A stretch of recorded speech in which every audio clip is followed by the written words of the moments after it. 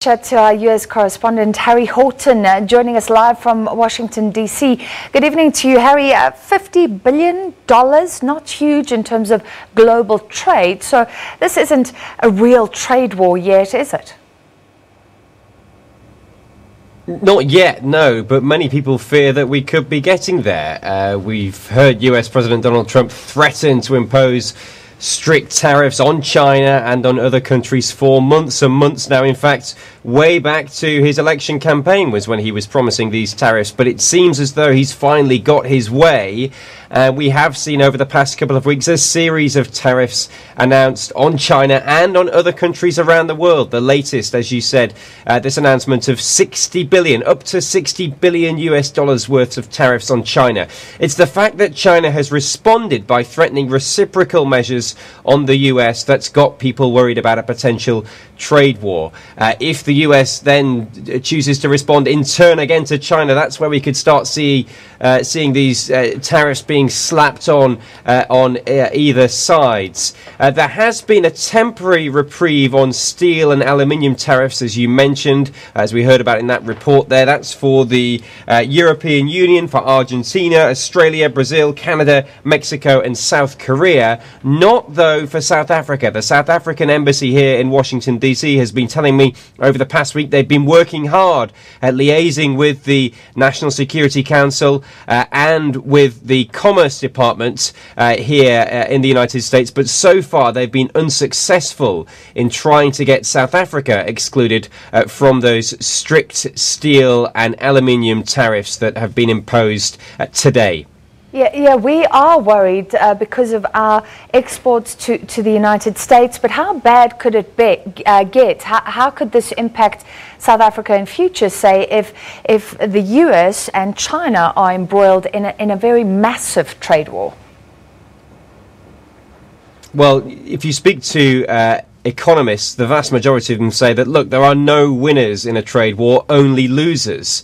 A trade war between the US and China, the world's two biggest economies, well, that would only have negative effects, say most economists, on all economies around the world. So that would certainly have a negative impact on the South African economy. I spoke to one expert here in Washington, D.C. who studies African economies and South African economies. He said that he thinks these tariffs, specifically on steel and aluminium, he says he thinks they could affect up to 100,000 jobs in South Africa. So these decisions being made by US President Donald Trump do have huge ramifications around the world because the US is the world's biggest economy and because it has so many trading partners right across the globe, one of which, of course, is South Africa. If you look at it, there's always unfair trade in the world. There will always be some countries making some goods cheaper than anyone else can, and we know China has been a star there in terms of its manufacturing capability. But that's accepted in law. However, the US, Donald Trump, is calling China a thief. Is there any evidence that it's done wrong in terms of law, or has it simply been benefiting from unfair trade?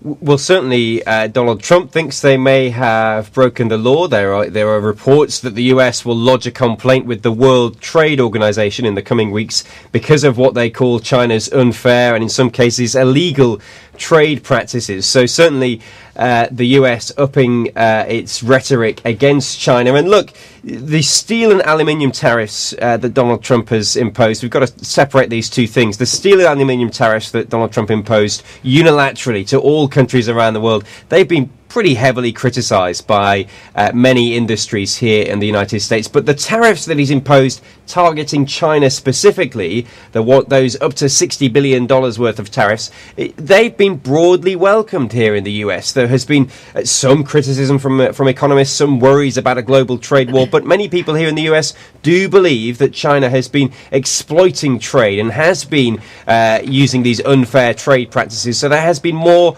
muted criticism of that deal. So I think Donald Trump will find it easier to go ahead and impose those sort of steep tariffs on China. Of course, the worry is, and the danger is, that China may respond with equally strict and harsh measures, and then that could have ramifications across the world. And final quick question. It's been very interesting to watch the market. So they plunged yesterday, but today trying to recover. Should the US president be worried that this could be the end of the so-called Trump trade? Well, he was just asked about that a few minutes ago as he was signing a government funding bill in the White House. He was asked whether he was worried about the effect on the stock market because of these trade bills. President Trump said, look, if you look at the way the stock market has performed since I come into office, the numbers keep going up and up and up. And he said he wasn't concerned at all about the recent dip in the stock market over the last few days. But certainly many people have been warning him of that. They've said, look, if you think that your tax reforms and the other economic measures you've taken so far have had a positive effect on the stock market, then you're putting that at risk by imposing these steep tariffs. Donald Trump, though, the US president, he says he's not concerned about that. He thinks the stock market will be just fine. I'm sure we'll wait and find out as these tariffs are imposed in the coming weeks. All right, thank you very much. Harry Horton coming to us live from Washington, D.C. in the United States.